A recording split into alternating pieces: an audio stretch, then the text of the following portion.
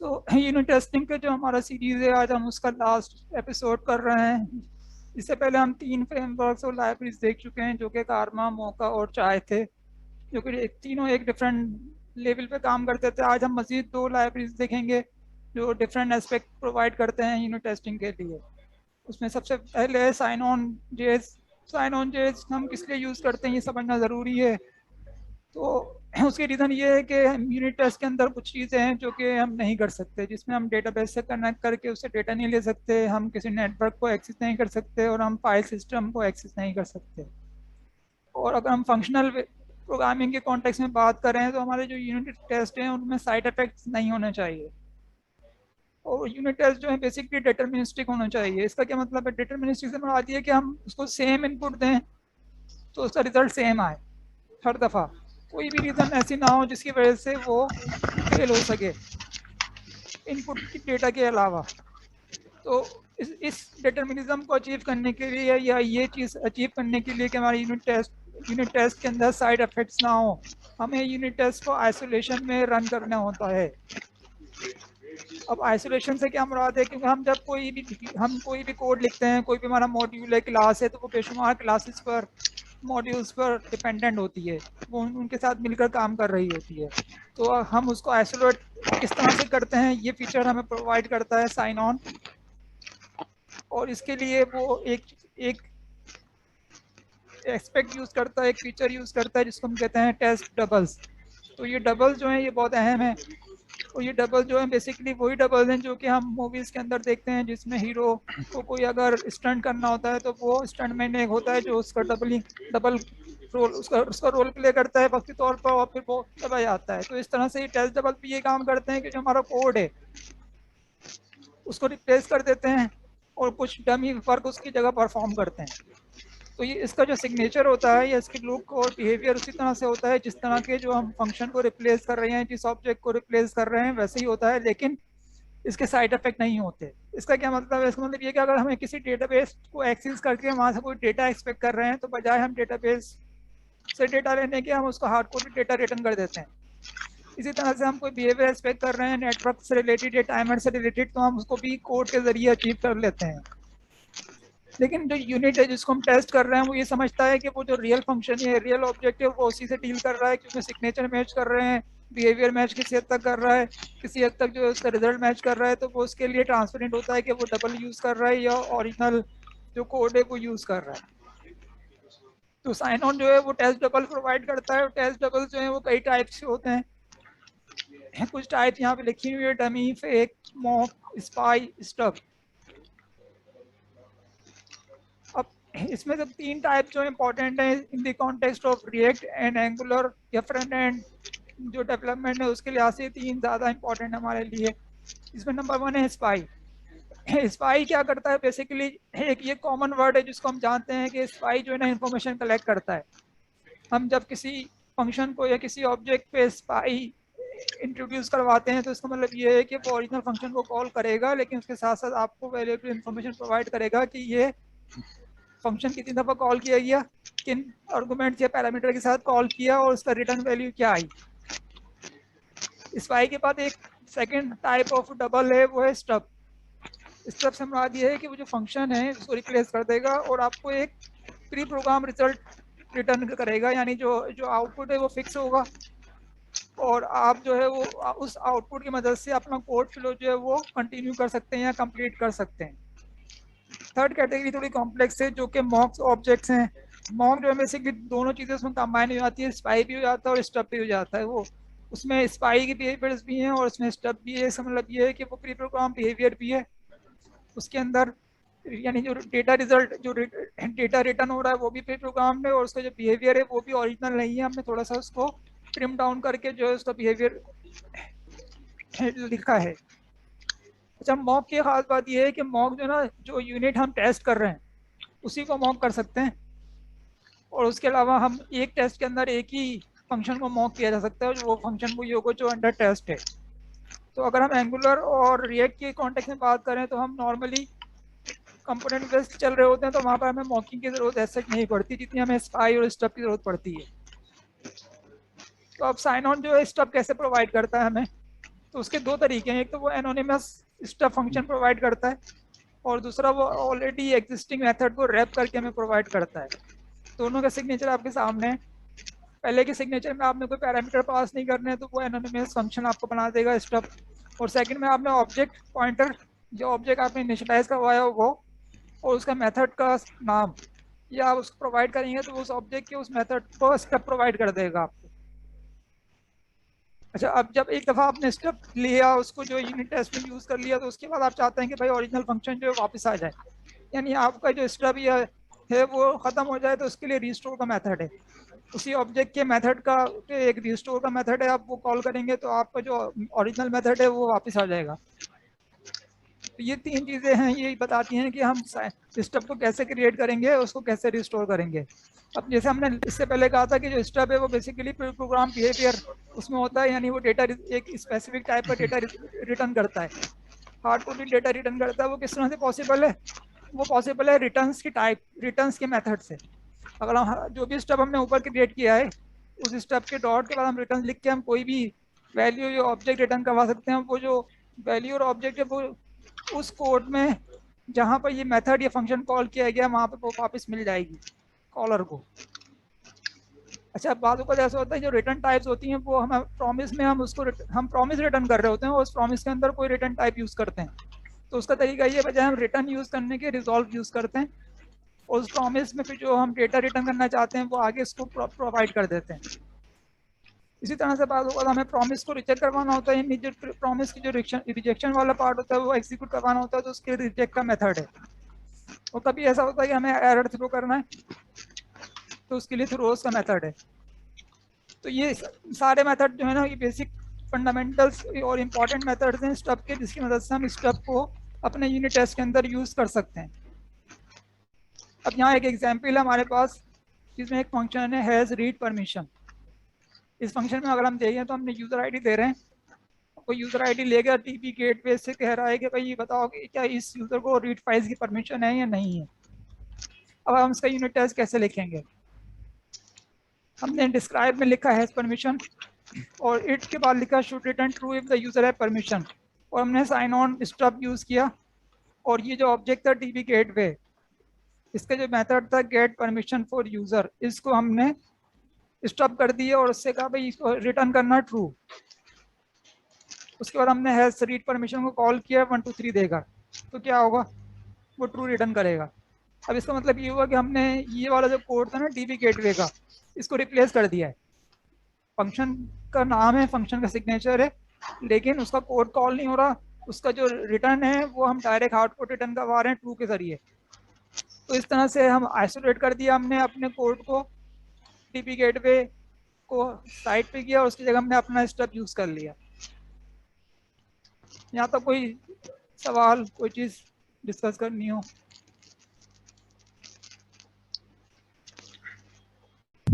मेरा एक सवाल है यहाँ पे। जी जी, ये जो स्टेप रिजॉल्व्स एंड रिजेक्ट्स है, इसको हम आई मीन नीचे हमने तो देखा कि हमने उसको बता दिया कि आप रिटर्न ट्रू कर दो, राइट? तो ये हम रिजॉल्व और रिजेक्ट किस केस में यूज करते हैं? अब देखें, फर्स्ट कर लें, जो रिटर्न जो कर रहा है ना गेट परमिशन फॉर यूज़र, ये बूलियन की जगह अगर कोई प्रॉमिस रिटर्न कर रहा हो तो प्रॉमिस तो जाहिर बात है उसी वक्त वो नहीं होता, क्या कहते हैं, रिजॉल्व नहीं, तो बाद में रिजॉल्व होता है, देन के बाद रिजॉल्व होता है वो। ठीक है, ठीक है। ठीक है, जब भी प्रॉमिस में कोई डेटा रिटर्न हो रहा है तो हम उसको फिर रिजॉल्व बजाय यहाँ रिटर्न लिख लेंगे, हम लिखेंगे रिजॉल्व और आगे ट्रू लिख देंगे। सही, अगर तो ये मेथड प्रॉमिस रिटर्न कर रहा है तो फिर हम रिजॉल्व करेंगे। अभी भी बिल्कुल, अज्यूम कि मेथड जो है वो सिंपल सिंक्रोनस फंक्शन ना जी कि बिल्कुल ओके। ऐसा ही। कोई और सवाल? तो हम आगे बढ़ते हैं। स्टेप के बाद हमारे पास है स्पाई। स्पाई के भी दो तरीके हैं उसको क्रिएट करने के। एक तरीका ये है कि एनोनिमस फंक्शन के तौर पर हम उसको क्रिएट कर सकते हैं, और दूसरा तरीका ये है कि हम उसको किसी फंक्शन या ऑब्जेक्ट के मेथड के पे भी रैप कर सकते हैं। तो हम ये तीन तरीके हैं, जिसमें से एक फंक्शन पे स्पाई कर रहा है, एक ऑब्जेक्ट के मेथड पे स्पाई कर रहा है, और एक जो है वो एनोनिमस फंक्शन है। अब सवाल ये कि एनोनिमस फंक्शन हम किस लिए यूज़ करते हैं। तो कॉल बैक्स को जब हम ट्रेस कर रहे होते हैं ना, कि हमारा कोई फंक्शन है जिसको हम यूनिट टेस्ट करना चाह रहे हैं और वो कोई कॉल बैक ले रहा है, अब जाहिर बात है कॉल बैक अगर वो ले रहा है तो उसको हम एनोनिमस स्पाई देते हैं फिर। क्योंकि उस वक्त कोई सिग्नेचर नहीं है कि वो क्या कॉल होगा उस कॉल बैक में। वो या फिर एनोनिमस स्पाई को जो है हम ट्रेस करके ये वेरीफाई करते हैं क्या कॉल बैक कॉल किया गया और किस वैल्यू के साथ कॉल किया गया। अच्छा, इसमें भी रिस्टोर का मेथड है जो इससे पहले हमने देखा था स्टब के लिए। जिस तरह से स्टब को रिस्टोर किया जाता है ओरिजिनल फंक्शन को, इस तरह यहाँ पे ओरिजिनल फंक्शन को रिस्टोर किया जाता है। लेकिन अगर आपने स्पाई एनोनिमस लिया हुआ है तो फिर रिस्टोर की जरूरत नहीं है उसके लिए। अच्छा, यहाँ पर है नेक्स्ट स्टेप हमारा है एपीआई। ये जो स्पाई की एपीआई है ना, ये बेसिकली जो स्टब है उसके पास भी, यानी स्टब जो है बेसिकली स्पाई की एपीआई को भी इम्प्लीमेंट करता है। हम यहाँ पे जो डिस्कस करेंगे वो स्टब के लिए भी यूज होगा। अब ये एपीआई हम यूज करते हैं असर्शन के लिए कि जब हमारे पास स्पाई है तो वो हमें कुछ इन्फॉर्मेशन प्रोवाइड कर रहा है, उस इन्फॉर्मेशन से हम ये अंदाजा करते हैं कि हमारा कोड एज एक्सपेक्टेशन एग्जीक्यूट हो रहा है नहीं हो रहा। इसमें से पहला मेंबर है स्पाई का कॉल काउंट, कितनी दफा इस फंक्शन या मेथड को कॉल किया गया। सेकंड कॉल से मुराद है कि एटलीस्ट एक दफा भी कॉल किया गया या नहीं किया गया। दूसरा है नॉट कॉल्ड से मुराद है कि इस फंक्शन को या मेथड को कॉल नहीं किया गया, स्पाई को कॉल नहीं किया गया। कॉल्ड वंस, कॉल्ड ट्वाइस, एक दफा कॉल किया गया, दो दफा कॉल किया गया। First call, second call. First call आपको दे देगा कि पहली जो कॉल हुई थी उसकी इन्फॉर्मेशन प्रोवाइड करेगा, उसका रेफरेंस प्रोवाइड करेगा। सेकंड कॉल जो दूसरी कॉल हुई थी उस स्पाई पर, उसका रेफरेंस प्रोवाइड करेगा। रिटर्न वैल्यूज आपको अरे प्रोवाइड करता है इन ऑर्डर ऑफ कॉल। पहली कॉल है तो उसका अरे 0 से आप एक्सेस कर सकते हैं, अगर दूसरी कॉल है तो उसका आप 1 से एक्सेस कर सकते हैं। फिर एक और मेथड है कॉल विथ आर्गुमेंट, कि ये स्पाई अगर कॉल किया गया है तो इसका आर्गुमेंट क्या पास किए गए थे इस कॉल में, तो वो सेकंड ये है। अच्छा, इन सबका एक चीज आप नोट करेंगे, ज्यादातर जो है ना वो बेसिकली असर्टिव वे में लिखे गए, यानी ट्रू रिटर्न करते हैं, या आप उनको इजीली जो है असर्शन में यूज कर सकते हैं। अब ये एक एग्जांपल है एक स्पाई की। उसमें एक ऑब्जेक्ट बनाया गया जिसका एक मेथड है ब्लैंक, एम्प्टी मेथड है, और हमने ये कहा है कि स्पाई क्रिएट कर दो उस ऑब्जेक्ट पर, साइन ऑन डॉट स्पाई उस ऑब्जेक्ट पर, उसके मेथड पर जो कि एम्प्टी है। क्यों कि हमें इससे कोई गर्ज नहीं है उसमें बिहेवियर क्या, क्योंकि हमें तो उसको सिर्फ स्पाई करना है। फिर हमने उस मेथड को कॉल किया 42 के साथ, पैरामीटर 42 के साथ। फिर उस मेथड को कॉल किया पैरामीटर 1 के साथ। फिर हमने चेक किया कि भाई ये चेक कर लो क्या इसको कॉल किया गया स्पाई डॉट विद आर्गुमेंट 42 के साथ एक दफा कॉल किया गया, और स्पाई डॉट विद आर्गुमेंट 1 के साथ एक दफा कॉल किया गया, तो ये असर्ट हो गया। तो ये दोनों केसेस में असर्ट हो जाएगा, क्योंकि वाकई में एक दफा इसको 42 के साथ कॉल किया गया था, एक दफा 1 के साथ कॉल किया गया था। ये है तरीका स्पाई को यूज करने का। यहाँ तक कोई सवाल? इसमें से मेथड डॉट रिस्टोर क्यों नहीं यूज किया? ये silent dot spy object method ये एनोनिमस तो नहीं है? नहीं, एनोनिमस नहीं है, ये एग्जिस्टिंग ऑब्जेक्ट का जो मेथड है उस पे स्पाई कर रहा है। ठीक है, इस पे रिस्टोर इसलिए यूज किया क्योंकि ये कंप्लीट यूनिट टेस्ट नहीं है। ओके, तो कहाँ पे यूज करेंगे फिर हम? जब हम आगे डेमो देखेंगे तो उसमें रिस्टोर होगा, आगे भी कुछ क्या हुआ होगा। ठीक है, सही है। इसके अलावा कोई सवाल? अच्छा, अभी तक हमने ये देखा कि भाई हमें रिस्टोर करना पड़ता है। फर्स्ट करें हम एक यूनिट को टेस्ट कर रहे हैं जिसमें हमें 2 स्पाई क्रिएट करने हैं और 3 स्टब क्रिएट करने हैं, और उसके बाद फिर उन सबको रिस्टोर भी करना है। तो वो थोड़ा सा ना बुक कीपिंग ज़्यादा हो जाती है उसमें। तो उस बुक कीपिंग को कम करने के लिए एक साइन ऑन ने एक मेथड प्रोवाइड किया, एक तरीका प्रोवाइड किया, उसको कहते हैं सैंडबॉक्स। सैंडबॉक्स में आसानी ये होती है कि आप उस पूरे सैंडबॉक्स को एक दफ़ा रिस्टोर कर दें, तो उस सैंडबॉक्स के जरिए आपने जो भी डबल क्रिएट किए हैं वो सारे के सारे रिस्टोर हो जाएंगे, वो सारे फंक्शंस ऑब्जेक्ट्स रिस्टोर हो जाएंगे। उसका तरीका वही है जो साइन ऑन का था। सिंपल ये है कि हम जहाँ जहाँ Sinon dot stub use कर रहे थे, या साइन ऑन डॉट स्पाई या मॉक यूज करते हैं या रिस्टोर यूज करते हैं, उसकी जगह हम सैंडबॉक्स लगा देते हैं। वो सैंडबॉक्स जो हमने Sinon dot create sandbox से क्रिएट किया है, तो ये हमारे लिए एक थोड़ी सी आसानी हो जाती है कि हमें जो है बॉयलर प्लेट कोड कम लिखना पड़ता है इसकी वजह से। इसकी भी एक एग्जाम्पल है, वो एग्जाम्पल देखें यहाँ पर है। इसमें फर्स्ट लाइन के अंदर हम देखेंगे तो हमने क्रिएट सैंडबॉक्स के मेथड के जरिए एक सैंडबॉक्स क्रिएट कर लिया जो साइन ऑन का सैंडबॉक्स है। तो फिर हमने एक ऑब्जेक्ट है हमारे पास माई एपीआई, उसमें एक फंक्शन है हेलो, वो कॉल किया। लेकिन वो कॉल करने से पहले हमने स्टब किया उसको, लेकिन स्टब हमने जो किया ना वो बिफोर ईच में सैंडबॉक्स से स्टब किया, सैंडबॉक्स डॉट स्टब माई एपीआई हेलो, ये हमने स्टब कर दिया। और आफ्टर ईच में हम देखें तो हमने सैंडबॉक्स को रिस्टोर करवाया, हमने उस स्टब के नाम ऑब्जेक्ट को रिस्टोर नहीं करवाया बल्कि सैंडबॉक्स को रिस्टोर करवाया। तो अगर अभी फिलहाल एक स्टेप है, हम इस सैंडबॉक्स से 3-4 स्टेप पे क्रिएट करेंगे तो उसको रिस्टोर करवाने के लिए हमें एक ही दफ़ा मेथड कॉल करना पड़ेगा। तो ये फंक्शन क्या है? फंक्शन ये कह रहा है should be called once my API dot hello. इसको एक दफ़ा कॉल किया गया, फिर हमने चेक किया सैंडबॉक्स से कि भाई चेक कर लो कि माई एपीआई डॉट हेलो को एक दफ़ा कॉल किया गया या नहीं किया गया। तो यकीनन उसने ये असर्ट किया कि हाँ भाई इसको एक ही दफ़ा कॉल किया गया। अब हम ये देखेंगे इसके दो तरीके, एक तरीका हमने पीछे देखा था, पीछे जो हमने देखा था हमने स्पाई को डायरेक्ट चेक किया था क्योंकि यहाँ एनोनिमस स्पाई था, तो इसलिए हमने स्पाई का रेफरेंस ज़रूरी था। लेकिन अगर एनोनिमस नहीं है तो फिर उसका रेफरेंस हमारे लिए ज़रूरी नहीं है, हम उस ऑब्जेक्ट के मेथड को डायरेक्ट यूज़ कर सकते हैं फॉर स्पाई एपीआई। तो वो एपीआई सारी की सारी ये हम उस पर कॉल कर सकते हैं। तो हम चाहें तो यहाँ भी एक रेफरेंस ले सकते हैं आसानी के लिए कि हम यहाँ पर उस स्टेप का रेफरेंस ले लें, बजाय इस तरह से कॉल करने के इस वाले तरीके से जो है उसको कॉल कर दें। तो इसमें ये चीज़ अच्छी है कि यूनिट टेस्टिंग में आपके पास एक काम करने के मल्टीपल तरीके हैं। आपको जो जिसमें आपको इजी फील होता है, जो आपका पर्सनल वो है तरीक़ाकार है, आप उसको फॉलो कर सकते हैं, एटलीस्ट जो प्रोजेक्ट में चल रहा है आप उसको फॉलो कर सकते हैं। यहाँ तक कोई सवाल?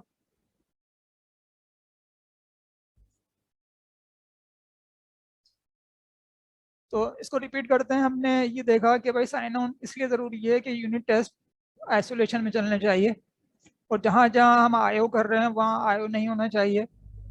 इसका तरीका ये है कि हम डबल करें, टेस्ट डबल यूज़ करें, जिसमें ज़्यादातर हम यूज़ करते हैं स्पाई और स्टब।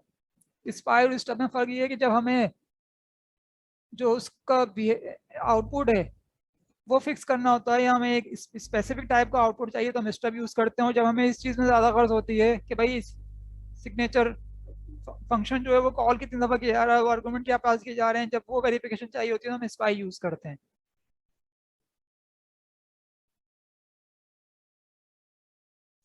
अब आते हैं अपने जो हमारा पूरा स्टेक है उसके लास्ट लाइब्रेरी पर, जो कि एंजाइम। एंजाइम किस लिए ज़रूरी है कि अभी तक हमने जितनी भी चीज़ें देखी हैं ना उसमें सबसे अहम चीज़ ये है कि वो रिएक्ट के कॉन्टेक्स्ट में नहीं है, और रिएक्ट थोड़ी डिफरेंट है, जावास्क्रिप्ट उसकी जो है वो भी डिफरेंट होती है। तो उसको टेस्ट करने के लिए रिएक्ट के कंपोनेंट स्पेसिफिक कोई चीज़ हो जिसकी वजह से हम बॉयलरप्लेट कोड से बच जाएं। तो एंजाइम यही हमें प्रोवाइड करती है कि हमें रिएक्ट के कंपोनेंट्स की जो रेंडरिंग या आउटपुट है हमारे लिए उसकी यूनिट टेस्टिंग आसान बनाती है। जब हमें ये फीचर प्रोवाइड करती है कि हम किसी भी रिएक्ट के कंपोनेंट को माउंट कर लें, जिस तरह के वो डोम में हमें पता है डोम में माउंट होता है अनमाउंट होता है, फिर उस डोम को ट्रेवर्स कर लें जिस तरह के हम नॉर्मली डोम को से ट्रेवर्स करते थे, और फिर उस रिएक्ट कंपोनेंट से इंटरेक्ट कर लें ताकि हम उसको कोई इवेंट वगैरह दे सकें। तो एंजाइम की जो एपीआई है उसकी खास बात यह है कि वो जेक्यूरी की एपीआई से को फॉलो करती है, उसके सेमेंटिक को फॉलो करती है। तो अगर आपने जेक्यूरी पे काम किया हो तो आपके लिए एंजाइम पे काम करना आसान है। उसका तरीका इंस्टॉल करना है आपने एंजाइम को जिस तरह से आप बाकी लाइब्रेरीज को इंस्टॉल करते रहें टैब डिपेंडेंसी के तौर पर, लेकिन उसके साथ साथ आपको एक चीज़ और चाहिए, वो एक एडेप्टर, एंजाइम का एडेप्टर जो कि एक स्पेसिफिक रिएक्ट के वर्जन के लिए होगा। तो रिएक्ट के जितने वर्जन है उसके स्पेसिफिक जो है वो एंजाइम का एडेप्टर भी इंस्टॉल करना होता है। तो हम यहाँ देखेंगे तो हमने यहाँ पर रिएक्ट एडेप्टर रिएक्ट 16 इंस्टॉल किया हुआ है क्योंकि हमारा जो रिएक्ट है वो हम 16 वर्जन यूज़ कर रहे हैं।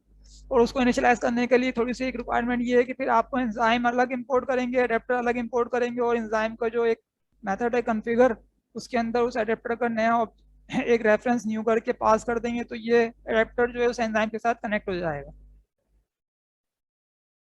सबसे क्रिटिकल ये सबसे अहम जो फंक्शन है एंजाइम का वो ये है कि भाई ये जो जिस कंपोनेंट को यूनिट टेस्ट कर रहे हैं उस कंपोनेंट को माउंट कैसे किया जाएगा ताकि आगे हम इस पर काम कर सकें। तो कोई भी स्टार्टिंग जो होगी ना वो माउंटिंग से होगी। अब यहाँ पर जो हम कर रहे हैं वो फुल डोम रेंडरिंग है, माउंट के जरिए होती है। फुल डोम से मुराद ये है कि ब्राउजर इन्वायरमेंट में एक तरह से उसको वो रन होगा या रेंडर होगा और उसके सारे चाइल्ड जो कंपोनेंट्स हैं वो भी रेंडर होंगे।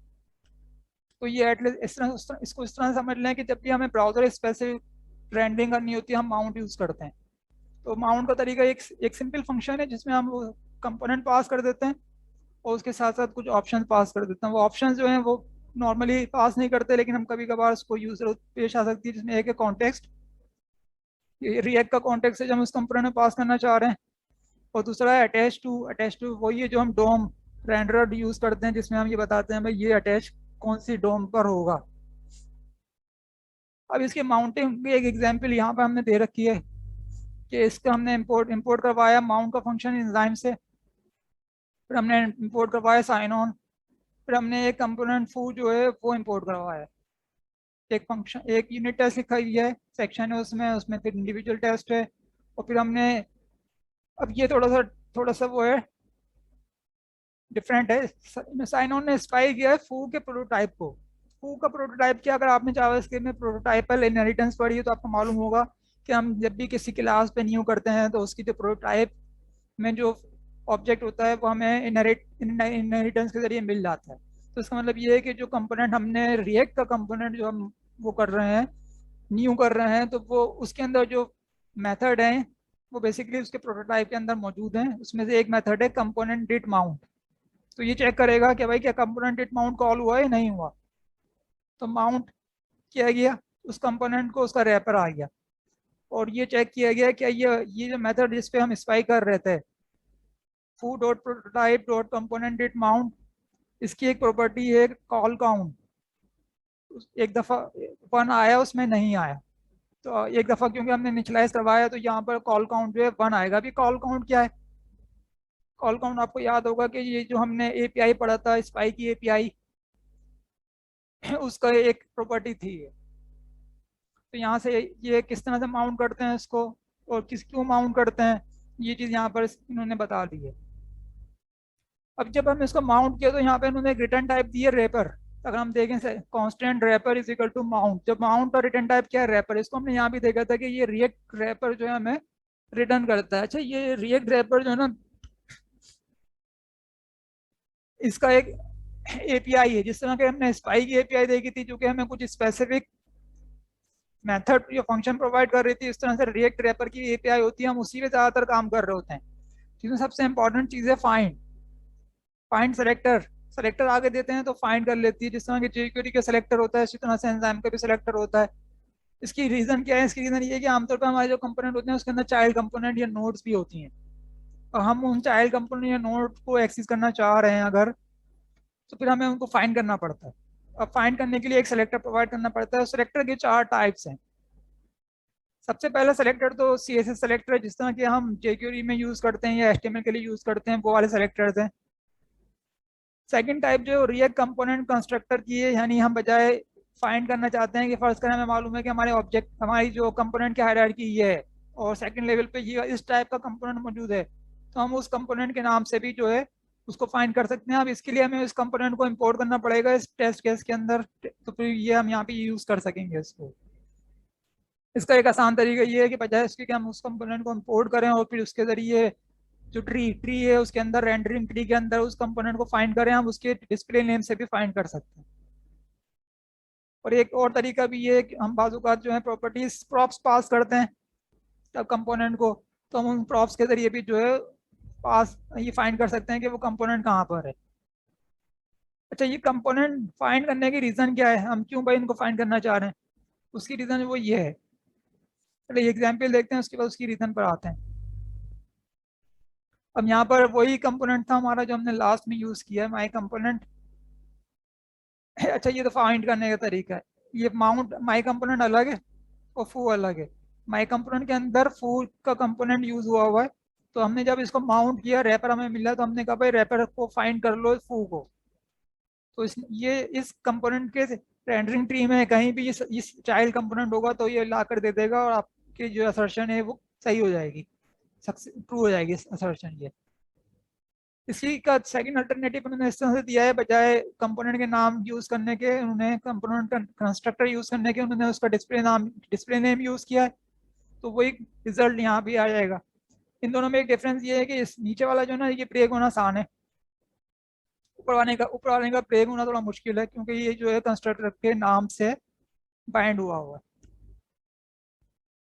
तो लास्ट में हमने इसमें यहाँ पर हमने ये कहा था कि फाइंड किस लिए कर रहे हैं, भाई फाइंड हम इसलिए कर रहे हैं ताकि हम ये असर्ट कर सकें कि जो स्टेट हमें चाहिए रेंडरिंग ट्री की, वो वाकई में वो स्टेट मिल रही नहीं मिल रही। मसलन हमें ये एक्सपेक्टेशन है कलर जो है ना इस वाले डिफ का ये हो जाना चाहिए, तो क्या वाकई में उसका कलर वो डिफ हुआ या नहीं हुआ, उसका फॉन्ट ये हुआ या नहीं हुआ, उसमें 3 रोज आई या नहीं आई। तो ये सब चीज़ें हमें असर्ट करनी होती है। फर्स्ट करें मैंने एक पेज पे विजिट किया है मैंने, उस पेज पे मुझे एक्सपेक्टेशन है कि भाई टेबल के अंदर 5 रोज आएंगी, तो मैं उस टेबल के कंपोनेंट को रेंडर करूंगा, उसके बाद फाइंड करूंगा रोज, रो को जब फाइंड करूंगा तो मैं उसके बाद में काउंट करूंगा 5, तो अगर वो 5 आ गए तो मेरी असर्शन ट्रू हो जाएगी।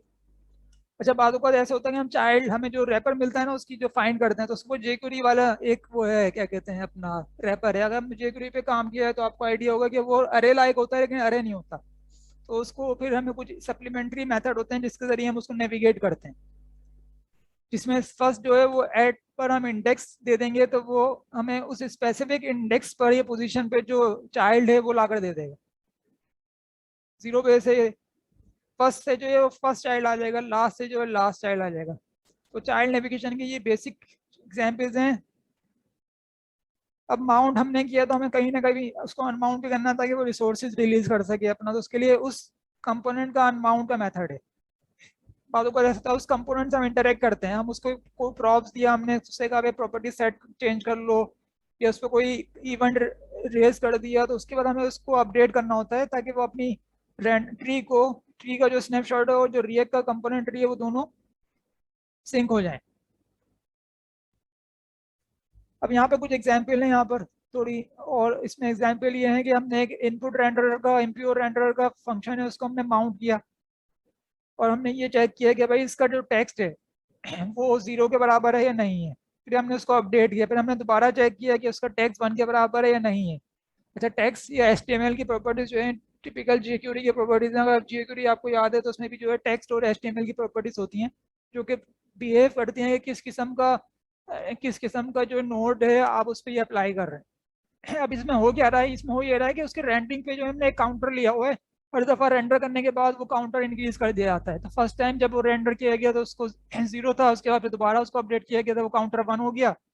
हम जितनी दफा अपडेट करते रहेंगे वो काउंटर बढ़ता रहेगा। ये एग्जाम्पल जो है माउंट कर रहे हैं हम एक और कंपोनेंट है फो के नाम से, जिसमें एक आईडी हमने पास की है फो की। अब इसमें जो है थोड़ा सा ये will mount, did mount, will unmount, will mount, ये जितने भी मेथड है ना ये सारे उसी तरह से हमने स्पाई किए हैं जिस तरह से हमने यहाँ पर स्पाई किए थे foo dot prototype component did mount.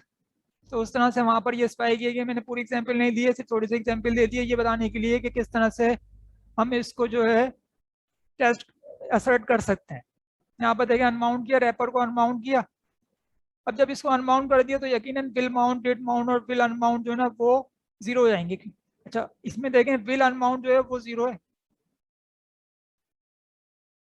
क्योंकि ये अभी अनमाउंट नहीं हुआ, ये अनमाउंट होने के बाद 1 हुआ है। तो अब जब ये अनमाउंट होने के बाद 1 हुआ तो बाकी 2 1 थे, अब ये तीसरा भी यहाँ पे 1 हो गया। यहाँ तक कोई सवाल?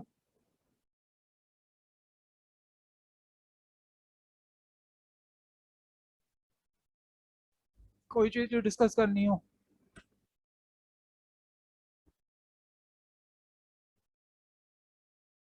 तो चलें ये बता दें कि ये आपको एंजाइम कैसा लग रहा है अभी तक? थोड़ा सा कंफ्यूजिंग हो रहा है अभी।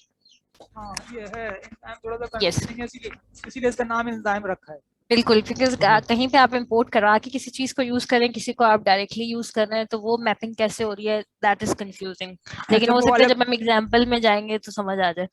इस वाले मतलब पार्ट पे हैंड्स ऑन। दोबारा आ जाते हैं, इस वाले पार्ट पे दोबारा आ जाते हैं। देखें ये ना रिएक्ट कंपोनेंट कंस्ट्रक्टर और रिएक्ट कंपोनेंट डिस्प्ले नेम, इन दोनों में सिर्फ ये फर्क है कि हर कंस्ट्रक्टर का डिस्प्ले नेम होता है। तो अब कंस्ट्रक्टर से मुराद क्या है कि हमें आमतौर पर किसी भी कंपोनेंट को यूज करना होता है ना तो उसका कंस्ट्रक्टर हम जो है वो इम्पोर्ट कर रहे होते हैं। तो रिएक्ट का जो कंपोनेंट है वो बेसिकली एक फंक्शन है। तो जब हम इम्पोर्ट करते हैं उस class function, name, class name हो गया। हाँ ठीक ये है, क्लास नेम आप कह लें, लेकिन ये अब जो है ना फंक्शनल प्रोग्रामिंग में ऐसी बातें ना बहुत माइंड की जाती हैं। चाहिए, ठीक है, उसका नेम हो गया, हमारा कंपोनेंट का हाँ, नेम हो गया। तो उसके अंदर एक प्रॉपर्टी हम सेट कर देते हैं डिस्प्ले नेम की, जो कि हम यहाँ पर प्रॉपर्टी तो नहीं कहेंगे, वेरिएबल कहेंगे, डेटा कहेंगे, वो वहाँ पे सेट कर देते हैं जो हम यहाँ पे यूज कर सकते हैं।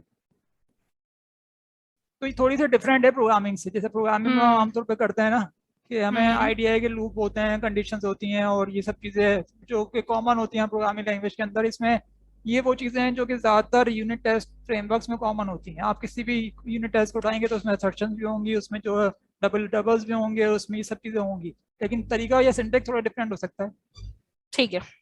अच्छा, अभी तक हम जो देख रहे थे ना, हमने ये देखा है कि माउंट अनमाउंट कैसे करेंगे, उसकी नेविगेशन कैसे करेंगे, उसको फाइंड कैसे करेंगे। अब हम आते हैं रिएक्ट स्पेसिफिक चीज़ों की तरफ कि हमें उसकी स्टेट को किस तरह से हासिल करेंगे। स्टेट हासिल करने का तरीका ये है कि उसमें स्टेट का एक मेथड है, उसमें आप की प्रोवाइड करें तो आपको उस स्पेसिफिक स्टेट जो है उस कंपोनेंट की उस वक्त वो मिल जाएगी। तो अगर आपको स्टेट वैलिडेट करनी है तो आप इस तरह से वैलिडेट कर सकते हैं, फिर उसको आप असर्ट के साथ यूज़ करें और वैलिडेट कर लें। अच्छा, स्टेट सेट कैसे करनी है, उसका तरीका ये है कि आप सेट स्टेट करने के बाद जो नेक्स्ट स्टेप है ऑब्जेक्ट के अंदर, जिस तरह के आप सेट स्टेट यूज करते हैं उस तरह से नेक्स्ट स्टेट दें तो वो सेट स्टेट हो जाएगा। उसके बाद आपको नया रैपर मिल जाएगा जिसको आप यूज कर सकते हैं अपने यूनिट टेस्ट के अंदर। ये हो गई स्टेट का। स्टेट के साथ ही प्रॉप्स हैं। जिस तरह हमने स्टेट की देके उसकी स्टेट मालूम की थी, इस तरह से हम किसी भी प्रॉप की देके उसकी प्रॉप मालूम कर सकते हैं कि इस कंपोनेंट की प्रॉप क्या है, और इसके साथ साथ उस प्रॉप्स को सेट भी कर सकते हैं जिसमें कि हमने स्टेट सेट की। ये क्लियर है? अब स्टेट हो गई, प्रॉप्स हो गई, नेविगेशन हो गई, चाइल्ड तक पहुंचना हो गया, रिएक्ट के कंपोनेंट के ट्री को ट्रेवर्स करना हो गया, उसको माउंट करना हो गया। तो इस तरह से जो एंजाइम ने जो है ना रिएक्ट स्पेसिफिक हमें सारी चीज़ें प्रोवाइड कर दी।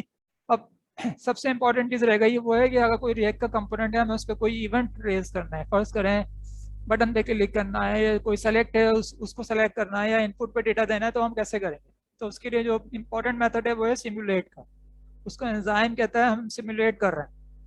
क्या सिमुलेट कर रहे हैं? इवेंट को सिमुलेट कर रहे हैं। तो उस रिएक्ट रैपर जो हमें मिला था, ये जो हमने माउंट किया था, उसको हम सिमुलेट करके उसको इवेंट एक पास करेंगे जो कि स्ट्रिंग में होगा। वो क्लिक भी हो सकता है, वो चेंज भी हो सकता है, और उसके बाद उस कंपोनेंट पे जो है वो इवेंट भेज दिया जाएगा। और आपने जावास्क्रिप्ट की डोम का आपको आइडिया है, तो आपको आइडिया होगा ये बबलिंग और टनलिंग होती है जिसमें इवेंट जो है वो नेविगेट होता है, और एज अ ऑब्जेक्ट जो है ना वो हर नोड को पास किया जाता है।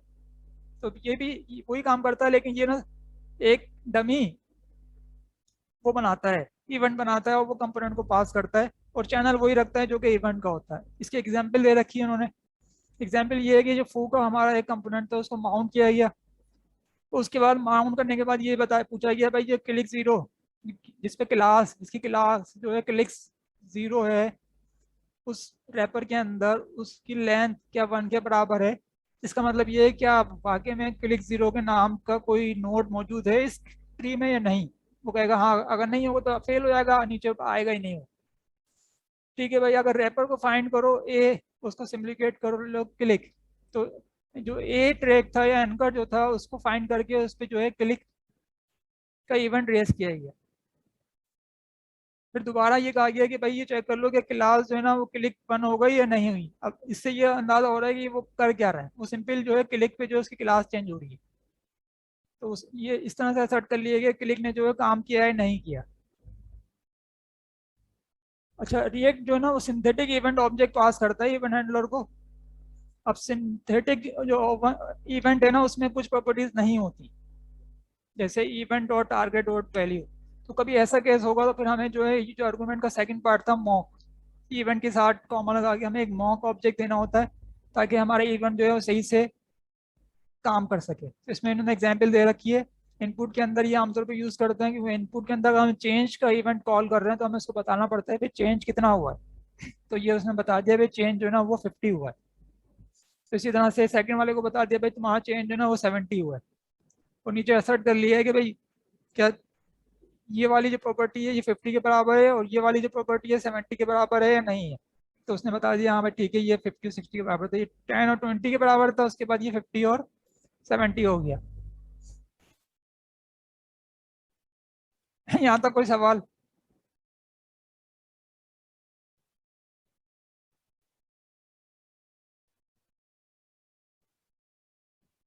डेमो की तरफ पढ़ते हैं, मुझे 1 मिनट दें, मैं थोड़ा अपना सेटिंग कर लूँ। मैं सेटिंग नहीं की थी, स्टॉप शेयरिंग।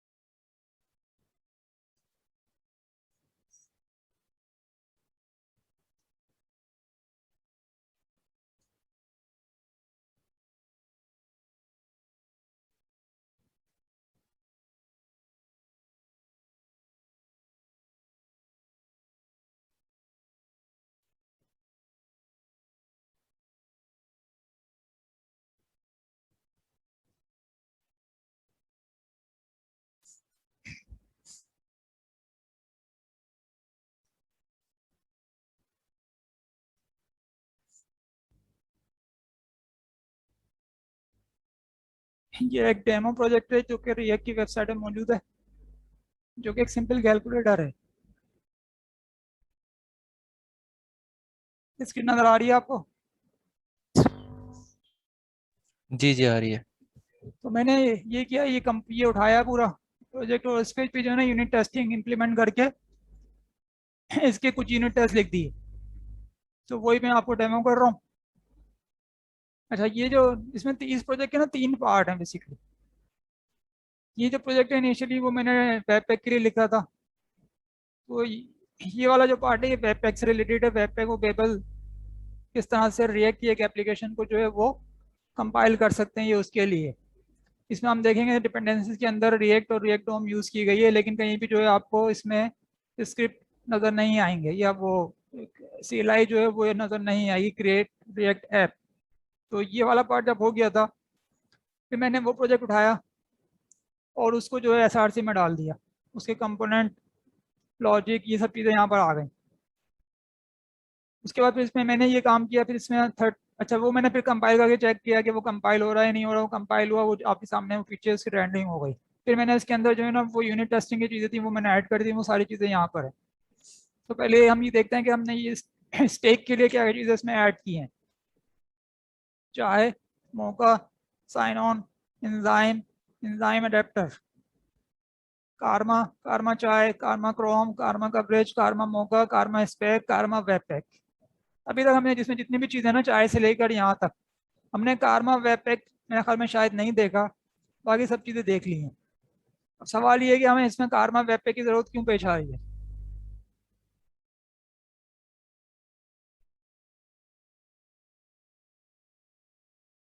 जी नबील। मैं ये पूछने ही वाला था इनफैक्ट। हाँ, तुम तो ऐसी बात कर दी है इसकी। अच्छा, कोई और है जो इसका जवाब दे सके? टेस्ट ये 6 में लिखे होते हैं तो उसको कंपाइल ट्रांसफाइल करने के लिए। जी ऐसा ही है, क्योंकि कारमा जो है ना वो पुराने ज़माने का है। तो वो पुरानी जावास्क्रिप्ट समझता है। और उसको रिएक्ट रिएक्ट की जब भी बात करते हैं ना, उसको मतलब है फिर हमें वेब पैक की बात करना पड़ती है उसके साथ साथ, या क्योंकि वो हमें इसको कन्वर्ट करना पड़ता है, ट्रांसफाइल करना पड़ता है। तो उसके लिए फिर हम जो है वेब पैक यूज़ करते हैं। अब कारमा का मसला ये है कि कारमा तो एक अलग दुनिया में चल रहा होता है, वो हमारी दुनिया में तो नहीं रहता है। तो उसको फिर हमें सब चीज़ें प्रोवाइड करना पड़ती हैं, क्योंकि वो एक stand alone runner, test runner है। तो वो अपनी एक प्रोसेस स्टार्ट करता है, उसमें सब फाइल्स लोड करता है। तो फिर हमें उसके लिए कारमा वेब पैक चाहिए होता है। इसकी वजह से जो हमने कारमा का सेशन लिया था उसमें कुछ चीज़ें ना चेंज हो गई। तो क्या चीज़ चेंज हुई है मैं आपको दिखा देता हूँ। पहले मैं ये काम करता हूँ, मैं इसको अनडू करके ये चेक करता हूँ कि वाकई में इसकी ज़रूरत है या नहीं है। क्योंकि मैंने ये आज ही किया, इससे पहले मैं तो समझ रहा था बस मैं ऐड करूंगा और वो चल जाएगा, लेकिन उसने चलने से इनकार कर दिया। फिर मुझे याद आया वेब पैक लगा हुआ, वेब पैक लगाना पड़ेगा इसमें, नहीं चलेगा नहीं। फिर वेब पैक लगाया है अभी बैठ कर, तो ये चला है। हाँ नहीं इमरान भाई, इसके बाद नहीं चलेगा।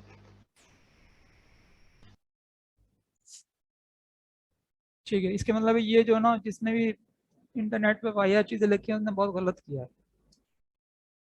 तो इसका तरीका ये है कि भाई आपने वेब पैक तो अलग से बनाना पड़ती है आपको, क्योंकि आप कंपाइल अलग करेंगे और यूनिट टेस्ट अलग चलाएंगे। तो वेब पैक की एक फाइल अब ऑलरेडी बनी हुई थी जो हम डिस्कस भी कर चुके हैं। इसके अंदर जो एक वो था सैस लोडर था, वो मैंने ख़त्म कर दिया, क्योंकि जो इस डेमो के अंदर जो सैस नहीं है CSS है। तो उसके लिए फिर मुझे वो सैस वाला पार्ट जो इसमें से हटाना पड़ा, वो डायरेक्ट CSS लोडर से ही फिर उसने काम कर लिया। ये वाली चीज़ें एज इट इज़ थी, लेकिन सवाल ये था कि इसको यूज़ करना है कारमा में। तो उसका सबसे ईजी तरीका जो मुझे मिला वो ये मिला कि भाई आप उसको इम्पोर्ट रिक्वायर कर लें वेब पैक कन्फिग को, दोनों, क्योंकि एक ही उस पर पड़े हुए फोल्डर में। जब ये रिक्वायर हो जाएगा फिर आप इसको जो है यहाँ पर वेब पैक में ऐड करते हैं। कि उससे पहले आप एक काम और करना होता है जो हमने डिस्कस किया था कारमा में, कि हमें प्री प्रोसीजर में लिखते हैं। हमने एक दफ़ा टाइप स्क्रिप्ट का प्री प्रोसीजर भी देखा था उसके अंदर, कि किस तरह से टाइप स्क्रिप्ट की फाइल को जो है वो प्री प्रोसेस कर सकते हैं। यहाँ पर हम क्या कर रहे हैं, वेब पैक के जरिए टेस्ट फाइल को प्री प्रोसेस करवा रहे हैं। अच्छा, उसके साथ साथ हमने यहाँ पे ये काम किया है कि हमने इसका जो प्लगइन था वो भी ले लिया है कारमा वेब पैक, जो कि हमने यहाँ पर इंस्टॉल किया है पैकेज डॉट जेसन के अंदर। तो बाकी जो प्लगइन जो हम पहले देख चुके हैं वो सारे भी इसके साथ इंस्टॉल कर लिए। तो बाकी सारी इसकी कन्फिगरेशन वही है, सिर्फ वेब पैक वाली चीज़ जो है थोड़ी इसमें नहीं थी, डिफरेंट थी। अच्छा, अब आते हैं सेकंड चीज़ की तरफ कि ये हम क्या है, कंपोनेंट क्या है, ताकि हम इसके कंपोनेंट ट्री देख सकें और फिर इसकी जब यूनिट टेस्ट डिस्कस करें तो वो हमें चीज़ समझ में आ रही हो कि वो उसमें हो क्या रहा है। तो ये इसकी app.js है। इस app.js में दो कंपोनेंट यूज़ किए गए हैं, डिस्प्ले और बटन पैनल। तो ये दो कंपोनेंट जो हैं वो डिस्प्ले, ये ऊपर जो आ रहा है वो डिस्प्ले, और जो नीचे जो है बटन पैनल है। तो मैंने जो यूनिट टेस्ट लिखा है वो बटन पैनल का लिखा, तो इसलिए हम बटन पैनल को देख लेते हैं। बटन पैनल के अंदर बटन्स हैं, और ये बटन करके आ रहे हैं, सिंपल है कि वो उनको डिस्प्ले जो किया गया ना, ये उस पे जो लिखा हुआ प्लस माइनस 9 7 8, वो सब के सब जो है वो इस प्रॉपर्टी को जो बेसिकली एक कॉल बैक है उसको अपना नाम रिटर्न कर देते हैं। ये कह रहे हैं कि भाई ये बटन नेम रिटर्न कर दो बस। तो इससे हमें ये पता चल रहा है कौन सा बटन क्लिक हुआ है। तो अगर हम app.js पे दोबारा जाएं तो यहाँ पर हम देखते हैं तो ये हैंडल क्लिक यहाँ पे दिया हुआ है, जिसमें जो है वो कैलकुलेट कॉल करने के बाद सेट स्टेट में उसको कॉल किया जा रहा है। तो ये स्टेट जो है यहाँ पर हमें डिस्प्ले को दे देते हैं। तो ये कैलकुलेट वाला जो काम है इसको मैंने टच नहीं किया, क्योंकि ये प्योर जावास्क्रिप्ट है जिसमें सारी लॉजिक लिखी गई है कि इस तरह से हम इसको कैलकुलेट करेंगे। जो उसके ऑपरेटर को देखकर तो हो क्या रहा है, मैं आपको एक थोड़ा सा हाई लेवल बता दूं। हो ये रहा है कि जितने भी हम क्लिक्स होते हैं ना, इसको वो सिंपल एक क्यू में डालते रहते हैं, और फिर उसको प्रोसेस करते हैं कि भाई ये इंटीजर। वो उसका तरीका ये होता है जो आमतौर पे अगर आपने थोड़ा सा ट्री वगैरह को देखा है तो उसको हम उसको स्टेक जो होता है ना, बेसिकली उसको हम पॉप करना शुरू करते हैं और उसके वो करते रहते हैं। प्लस का साइन है तो उसको प्लस कर दो, जो लास्ट रिजल्ट आया था, इस तरह से पूरा प्रोसेस हो रहा होता है। लेकिन क्योंकि अभी जो हमारा मकसद है वो जो है जावास्क्रिप्ट और रिएक्ट फोकस करना है, तो मैंने बटन पैनल पे फोकस किया। और बटन पैनल में जो चीज़ मुझे समझ में आई वो ये कि बटन पैनल पे एक कॉल बैक हो रही है। तो अगर ये call back on click, button के ऑन क्लिक पे जो है उसका जो नाम है वो बेसिकली पास कर दिया जाता है। बस ये काम हो रहा है इसके अंदर। तो क्या चीज़ इसमें अहम थी, तो फिर मैंने कुछ थोड़े बहुत टेस्ट सोचे। तो सबसे पहले जो चीज़ मेरे समझ में आई ना वो कि इसकी तो पहली चीज़ है कि जो इसमें रेंडरिंग सही होना चाहिए। तो यहाँ पर हम आ जाते हैं, पहले ये देखते हैं कि किस तरह से लिखे गए हैं, उसके बाद फिर इसको एग्जीक्यूट करके चेक करते हैं। इसमें रिएक्ट को इम्पोर्ट करवाया गया है, एंजाइम और उसका एक जो फंक्शन है माउंट को इम्पोर्ट करवाया गया, उसमें एंजाइम का रेप्टर इम्पोर्ट करवाया गया, साइन ऑन इम्पोर्ट करवाया गया, और जो बटन पैनल जो यूनिट टेस्ट करना था उसको इम्पोर्ट करवाया गया। पहले हमने एंजाइम के जरिए जो उसका रेप्टर था वो सेट कर दिया। उसके बाद फिर हमने डिस्क्राइब के अंदर अपना टेस्ट सूट लिखा। उस टेस्ट सूट के अंदर हमने बिफोर ईच और आफ्टर ईच यूज़ किया। उसके अंदर हमने 3 इंडिविजुअल टेस्ट बनाए। इसके लिए हमने एक स्पाई यूज़ किया, बटन क्लिक स्पाई, क्योंकि हमें ये चीज़ देखनी है कि जो क्लिक हो रहा है तो वो रिस्पॉन्स में क्या वो कॉल बैक कॉल हो रहा है नहीं हो रहा है। अगर कॉल बैक कॉल हो रहा है तो वो कौन से आर्गुमेंट के साथ, पैरामीटर के साथ कॉल हो रहा है। फिर हमने एक इसमें वेरिएबल लिया कंपोनेंट का। बिफोर ईच के अंदर क्या हो रहा है, बिफोर ईच के अंदर हम साइन ऑन डॉट स्पाई से एक एनोनिमस स्पाई क्रिएट करवा रहे हैं, बटन क्लिक स्पाई। और उस सेकंड के अंदर हम एंजाइम का माउंट यूज करते हुए बटन पैनल को माउंट कर रहे हैं और उसको हम क्लिक हैंडलर में दे रहे हैं बटन क्लिक स्पाई। तो इस तरह से हमारी कंपोनेंट की माउंटिंग जो है वो कंप्लीट हो गई है। अब हमारे पास ये माउंट हो गया है, लेकिन इसमें एक हमें क्या वो है एडवांटेज है कि आप ये जो कॉल बैक है हमारा अपना कॉल बैक है, हम इसकी वैल्यूज जो है वो ट्रेस करके चेक कर सकते हैं कि ये यूनिट जो है वो काम कैसे कर रहा है। क्योंकि बिफोर ईच के साथ आफ्टर ईच होना चाहिए। जो इसमें हम रिसोर्सेज इनिशियलाइज करेंगे यहाँ पे रिलीज कर देंगे। तो कंपोनेंट को हमने यहाँ पे माउंट किया था, तो कंपोनेंट को हमने यहाँ पर अनमाउंट कर दिया। लेकिन जो स्पाई था उसको हमने रिस्टोर नहीं करवाया। इसलिए नहीं करवाया रिस्टोर की, ये एनोनिमस स्पाई है, उसको रिस्टोर करवाने की जरूरत नहीं है। अगर हम किसी ऑब्जेक्ट के फंक्शन या मेथड पे स्पाई लेते हैं तो फिर हमें उस ऑब्जेक्ट के उस फंक्शन को रिस्टोर करवाने के लिए वहाँ पे रिस्टोर लिखना पड़ता है। सबसे पहले हम ये चीज चेक करेंगे भाई क्या जो बटन्स हैं वो रेंडर हो रहे हैं 0 से लेके 9 तक। ऐसा नहीं कोई डेवलपर आ जाए, कोई डेवलपर आए उस पर काम करो 6 करो जल्दी से रिमूव कर दे। तो अगर 6 रिमूव हो गया तो कुछ पता थोड़ी चलेगा कि 6 कहाँ गया। तो इसके लिए जरूरी है कि हम ये ना चीज वेरीफाई करें। उसको कैसे वेरीफाई किया, जो कंपोनेंट ऊपर माउंट हुआ था उसका रेफरेंस हमें यहाँ भी मौजूद है, क्योंकि हमने उसको हमने डिफाइन जो किया वो सबसे ऊपर किया है। हमने उसे कहा भाई फाइंड कर लो नेम 0। अब ये एंजाइम का जो है फाइंड करने का जो हमने तरीका लिखा था CSS वाला, ये वो है। इसने बेसिकली एट्रीब्यूट की बेस पे उसको फाइंड कर लिया कि जहाँ पर एट्रीब्यूट नेम की वैल्यू 0 होगी उसको फाइंड कर लो। उसको हमने नाम दे दिया बटन 0 का, और फिर हमने कहा असर्ट किया एस्पेक्ट के जरिए कि भाई ये असर्ट कर लो इसके लेंथ जो ना वो 1 के बराबर है, तो उसने असर्ट कर दिया उसको। अब एक तरीका ये लिखने का, और एक तरीका जो फिर मैंने नीचे लिखा जो कि हम आमतौर पर यूज़ करते हैं थोड़ा सा उसको उसकी वर्बोसिटी कम करने के लिए, हम इसको इस तरह से यूज़ कर लेते हैं कि अगर एक ही दफ़ा यूज़ करना है तो हम उसको एक ही दफ़ा उसको फाइंड डायरेक्ट जो है उसको एक्सपेक्ट को रिटर्न कर देंगे, और उसके बाद उसकी लेंथ चेक करके हमने कहा कि भाई ये 1 के बराबर है। इस तरह हमने 1 2 3 4 5 6 7 8 9 सबको चेक कर लिया कि हाँ भाई सबके सब रेंडर हुए हुए हैं, कोई मिस नहीं है। अच्छा, हम यहाँ पर एक और लिख सकते हैं आईटी, जिसमें वो ऑपरेटर को वेरीफाई कर ले कि सारे ऑपरेटर मिस हैं, ऐसे तो नहीं कोई ऑपरेटर गायब हो गया हो। तो ये हमारा पहला टेस्ट हो गया। अब हम क्या एक्सपेक्ट कर रहे हैं, हम ये एक्सपेक्ट कर रहे हैं कि भाई जब कोई बटन क्लिक करे ना तो वो नंबर वही आना चाहिए जो कि क्लिक हो रहा है, यानी जो इवेंट के अंदर कॉल बैक जो हो रहा है उस जो कि हम कैलकुलेट के फंक्शन को पास कर रहे हैं, तो वो नंबर वही होना चाहिए जो कि बटन पे लिखा गया है। मैंने ठीक है भाई इसको टेस्ट करते हैं। तो हमने कहा भाई बटन कंपोनेंट से को फाइंड कर लो तुम, जहाँ नाम जो है वो 2 है और उसके अंदर कोई बटन अगर है, तो ये थोड़ी अहम चीज़ है क्योंकि हमने यहाँ पे देखें अगर तो बटन पैनल में बटन यूज़ हो रहे हैं और इस बटन के अंदर ये बटन यूज़ हो रहा है, ये जो बटन है ये HTML का बटन है जिसपे हम क्लिक रेज करेंगे, जिसका क्लिक जो है फिर वो बबल होगा ऊपर जाएगा। तो अब यहाँ पर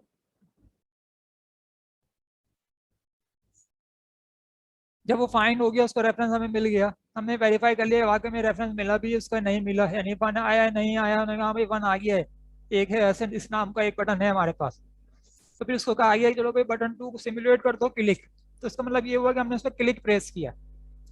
अब जब क्लिक प्रेस हो गया तो उसके बाद फिर हम देखेंगे कि हमने जो इसको इस कंपोनेंट को कॉल बैक किया था बटन के लिए स्पाई, क्या वो कॉल हुआ एक दफ़ा? तो वो कॉल हुआ एक दफ़ा। फिर हम उससे पूछेंगे भाई क्या वो 2 के साथ कॉल हुआ, इस पैरामीटर के साथ कॉल भी 2 हुआ या नहीं हुआ? तो उसने कहा हाँ भाई कॉल ये हुआ है 2 के साथ। तो हमने ये वेरीफाई कर लिया कि अगर 2 यहाँ पर है तो वो कॉल भी हुआ है 2 के साथ। तो ये इसका आउटपुट है, button panel should display and work correctly, should render buttons for number 0 to 9, should send numbers if number button is clicked, should send operator if operator button is clicked। ये थर्ड हमारा test है जिसमें हमने name जो लिया है वो plus का बटन लिया है और उस पर भी क्लिक को सिमुलेट किया है और फिर ये चेक किया कि इसने प्लस रिटर्न किया, कॉल बैक में नहीं किया। तो उसने कहा हाँ भाई कॉल बैक में प्लस रिटर्न हो गया है। तो ये 3 टेस्ट लिखे थे, तीनों पास हो गए। तो मेन चीज़ समझने की ना ये टेस्ट जो है ना ये उस कंपोनेंट से मैच नहीं कर रहे, यानी वो कंपोनेंट जिस तरह से लिखा गया उसके टेस्ट भी लिखे हुए तो उसी तरह से, लेकिन अगर वो टेस्ट दिखाता तो वो पूरी जो एक्सरसाइज थी वो चीज़ क्लियर नहीं होती। तो इस टेस्ट का या यूनिट टेस्ट का जो बेसिक पर्पज़ है वो ये है कि जो हमने थ्योरी पढ़ी है वो हम यहाँ पे अप्लाई करके देख सकें कि वो किस तरह से अप्लाई की जाती है, ना कि हम ये फोकस करें कि ये टेस्ट जो है उस पर्पज़ को सर्व कर रहे हैं या नहीं कर रहे हैं। तो जब हम रियल वर्ल्ड में काम करते हैं तो उसमें हमें ये चीज़ का ख्याल रखना पड़ता है कि जो हमारे टेस्ट हैं वो उस यूनिट को प्रॉपरली टेस्ट कर रहे हों और उसमें किसी भी किस्म की चेंज को डिटेक्ट कर लें कि भाई ये चेंज जो है ना ये रिक्वायर्ड नहीं है, ये चेंज जो है डिस्ट्रक्टिव है, तो ये रिपोर्ट होनी चाहिए। ठीक है, यहाँ तक कोई सवाल?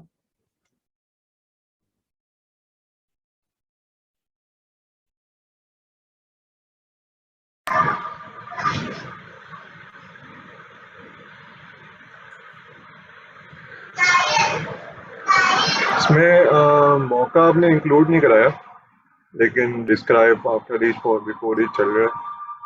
हाँ ये अच्छा सवाल है। असल में मौका जो है ना उसने वो करवा दिया है, क्या कहते हैं अपना कारमा ने। अच्छा सही, और मतलब कारमा मैं ये कारमा सवाल का का जवाब मैं बेसिकली और दे दूं। कोड में कोई वो नहीं है जी। हाँ ये चीज़ मैं जवाब दे दूं। ये लास्ट टाइम भी ये बात हुई थी कि सारे के सारे चीज़ें ना ये कहाँ पर स्पीड बैठ रही हैं। तो इसमें हम पहले ये चीज़ें डिस्कस करते हैं कौन सी चीज़ें हमें क्लियर हैं जिसमें हमें कोई कंफ्यूजन नहीं है। एंजाइम में मेरे ख्याल में कोई कंफ्यूजन नहीं होगा कि एंजाइम क्या काम कर रहा है। ठीक है साथ? हाँ, एंजाइम में कोई कंफ्यूजन नहीं है, वो रिएक्ट के ऊपर काम कर रहा है, उसको स्टेट हाँ का एक्सेस है, कंपोनेंट की चीज़ों का एक्सेस है, ठीक वो है। हम लोग चेक कर सकते हैं। सही है, साइन ऑन में भी कोई कंफ्यूजन नहीं है। सही।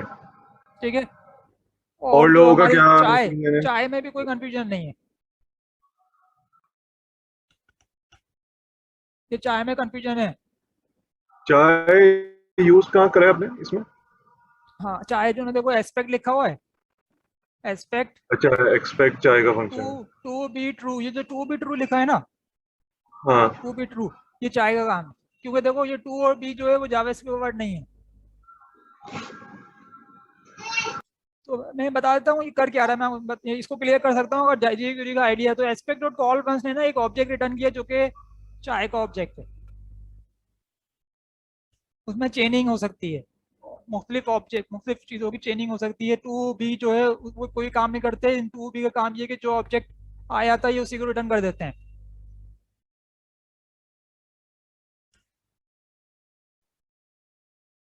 हेलो, हाँ, टू भी तो ऐसे ही है, बस वो ठीक इंग्लिश है। लगाने के तो लिए। ये वाला पार्ट तो ना ये चाय का काम सिर्फ एक लाइन में होता है, बस एक लाइन में चाय होती है, उसके अलावा फिर बिस्किट होते हैं। अब चाय में बेसिकली आप सिर्फ असर्शन करते हैं या बस एक्सपेक्ट करते हैं, बस, और अब कोई दो काम? चीजें रह गई हमारे पास। एक रह गई हमारे पास कारमा और दूसरा रह गया हमारे पास मौका। ठीक है, ये चीज क्लियर है? हाँ, ठीक है, अब बाकी लोग कारमा बता और रहे हैं। मौका में देखो देखो मैं तुम्हें कारमा और मौका में डिफरेंस बताता हूँ। जावास्क्रिप्ट एक लैंग्वेज है, ठीक है। वो लैंग्वेज कहाँ रन होती है, उसके लिए तो आपको नोड जेएस चाहिए, या फिर आपको उसके लिए क्या चाहिए, ब्राउजर चाहिए जिसमें जावास्क्रिप्ट का इंजन चल रहा होता है। तो वो जावास्क्रिप्ट लोड होती है। इसी तरह से फ्रेमवर्क का है मसला। फ्रेमवर्क एक स्टैटिक चीज़ है, वो उसका काम ये है कि आपको वो स्ट्रक्चर बता देता है। यानी मौका की बात हो रही है, वो स्ट्रक्चर बताता है कि आपने यूनिट टेस्ट किस तरह से लिखने हैं। आपने इट से क्या मुराद है, अब यहाँ पे क्या है, मौका क्या प्रोवाइड कर रहा है, डिस्क्राइब। ये मौका ने प्रोवाइड किया, बिफोर ईच, आफ्टर ईच और इट, ये मौका ने प्रोवाइड किया हुआ आपको। अब ये मौका और चाय को लोड करना किसका काम है, कारमा का काम है। तो कारमा सही। जो एग्जीक्यूटर है, कारमा जो है कुछ नहीं करता। उसका काम ये है कि भाई वो एक तरह से हम एक लिखते हैं ना मैनेजर क्लास, जो कि मुख्तलिफ जगहों से मेथड कॉल करती है, उधर का डेटा उठाया उसको दे दिया, उसका डेटा उठाया उसको कॉल कर दिया, वहां सेव कर दिया और उसके बाद कहा भाई एवरीथिंग इज ओके। तो कारमा का काम वो है कि वो पूरी एग्जीक्यूशन है जिसमें सारे प्रोसेस इन्वॉल्व हैं, जिसमें वेब सर्वर एक स्टार्ट करना है, एक ब्राउज़र स्टार्ट करना है, ब्राउज़र को जो है फाइल देनी है जावास्क्रिप्ट की फाइल, और उसके बाद सर्वर से डेटा जाएगा, सर्वर को उससे डेटा, यानी अब देखो ना ब्राउज़र पे हम जब भी कोई वेबसाइट एक्सेस करते हैं वो किसी सर्वर से आती है, किसी वेब सर्वर से आती है। वो ब्राउज़र के पास डायरेक्ट तो हम फाइल एक्सेस नहीं कर सकते ना, तो वो एक वेब सर्वर एक्सेस खड़ा करना, उसके बाद जो है फिर एक ब्राउज़र खड़ा करना और फिर उन दोनों के दरमियान कम्युनिकेट करके ये चीज़ वेरीफाई करना कि वो जो जावास्क्रिप्ट है वो रिस्पॉन्स क्या दे रही है, तो वो रिस्पॉन्स आपको दिखा देना। तो वो रिस्पॉन्स जो है वो देगा, मौका के जरिए आएगा, और उसके लिए असर्शन वगैरह लाइब्रेरीज जो है वो सब चीज़ें इसमें यूज़ होंगी।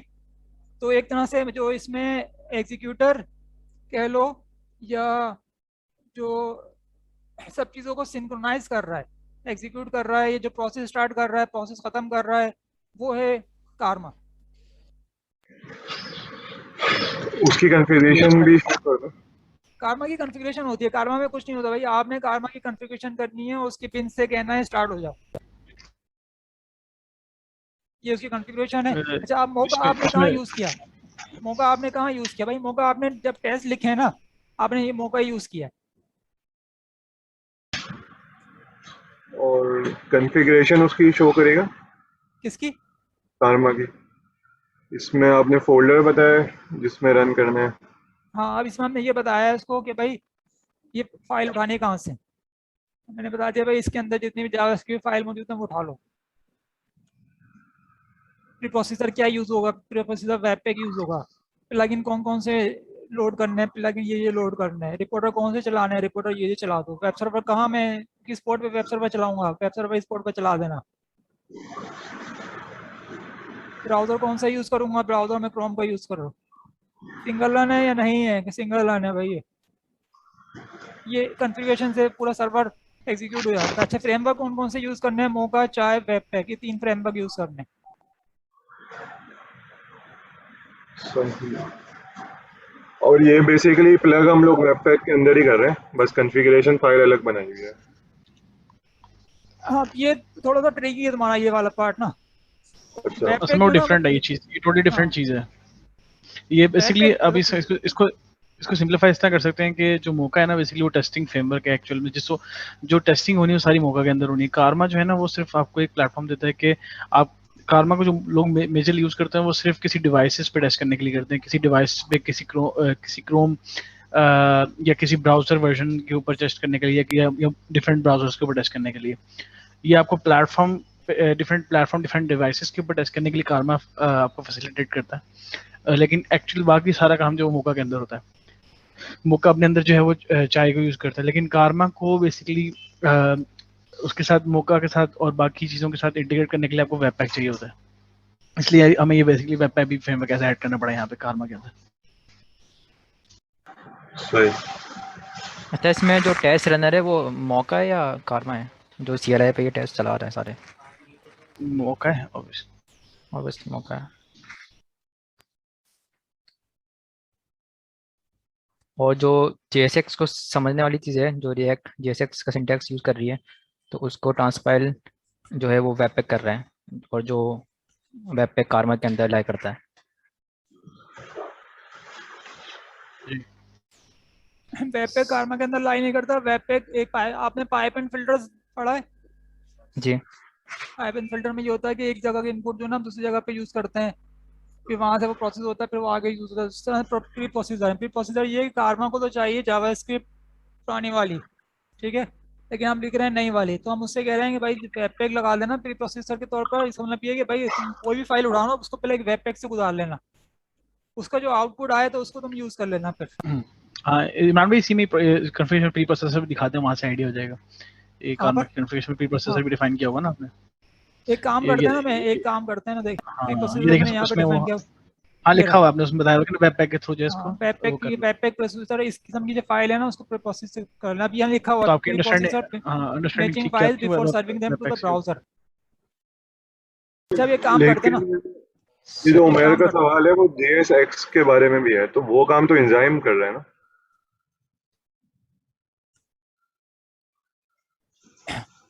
अब देखो, अब सवाल ये है, मैं अब तुम्हें बताता हूँ सवाल। इसमें अब इशू ये है कि क्या एंजाइम कुछ जो है ना वो कंपाइल होता है या वो भी ट्रांसफॉर्म होता है, नहीं होता। ये इसके उस पे जो ना तुम्हारा इस सवाल का जवाब मिलेगा, जो कि अभी इसका जवाब नहीं है।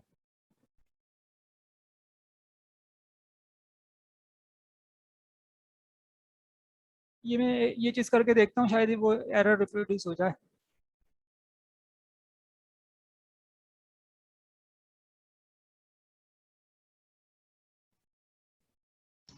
अच्छा, वो मैं इसका आंसर देता हूँ जो एंजाइम वाला जो बता रहे हैं ना JSX का, बेसिकली वो उसको कन्वर्ट नहीं करता। एंजाइम जो है वो एक किस्म का सिमुलेशन करता है कि वो ब्राउजर के ऊपर ना आपका एक्चुअल में कंपोनेंट पूरा का पूरा डॉम में माउंट करता है, ठीक है, और उसके ऊपर जो है वो टेस्टिंग करता है, जो भी जो चीज़ उसने परफॉर्म करनी है एक्चुअल में। आप अगर टेस्ट चला रहे हो, टेस्ट को डिबग करते हो, तो वो आप एक्चुअल में वहाँ पे कंपोनेंट माउंट हुआ ब्राउजर में उसकी जो भी चेंजेस वगैरह भी देख देख सकते हो। तो वो उसको एग्जीक्यूशन के लिए किसी चीज़ में कन्वर्ट नहीं करना पड़ता, वो उसको ब्राउजर में माउंट करके वहाँ पे एक्चुअल में टेस्टिंग करके जो भी इसको चीज़ जो एक्सेसिबल होनी चाहिए वो लेके डॉम में से, और आपको बाकी एसेशन तो आपने खुद करनी होती है चाहे से।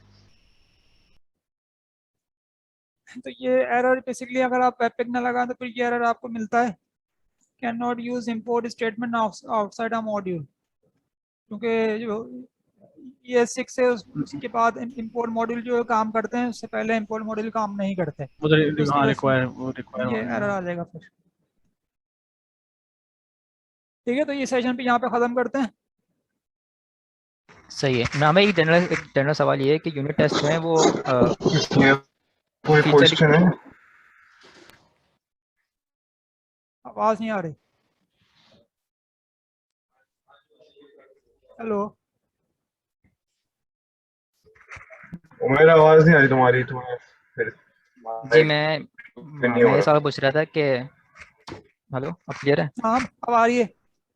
हाँ, मैं ये पूछ रहा था कि यूनिट टेस्ट फीचर लिखने से पहले लिखना बेटर है, या फीचर आपने लिख दिया और फिर आप उस पर यूनिट टेस्ट कर रहे हो? ये तो डिपेंड करता है तुम कौन सा पैराडाइम यूज़ कर रहे हो। अच्छा। दोनों दोनों तरीके हैं। टेस्ट ड्रिवन डेवलपमेंट आप कर रहे हैं तो उसमें पहले यूनिट टेस्ट लिखते हैं, वो फेल होते हैं, फिर उसके बाद आप यूनिट लिखते हैं। और नॉर्मल आप जो कर रहे हैं तो उसमें पहले आप कोड लिखते हैं, उसके बाद यूनिट टेस्ट लिखते हैं।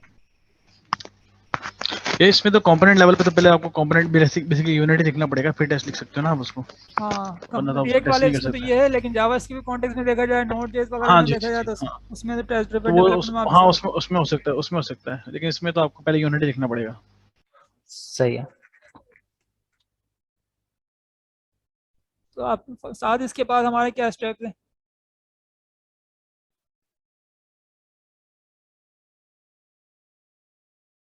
सात बार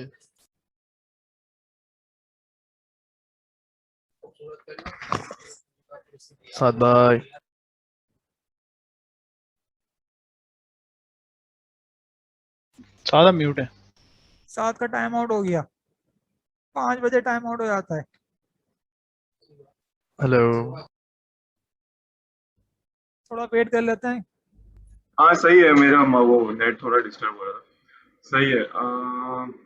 नेक्स्ट तो हाँ, स्टेप क्या है? मेरा बस एक सवाल इसमें यह है कि हम लोग को जो काम प्रैक्टिकली इम्प्लीमेंट करना है, तो उसमें हम लोग के लिए कारमा और मौका जो है वो इनविजिबल ही रहेगा अनलेस एंड अनटिल कोई और कॉम्प्लेक्सिटी ना है।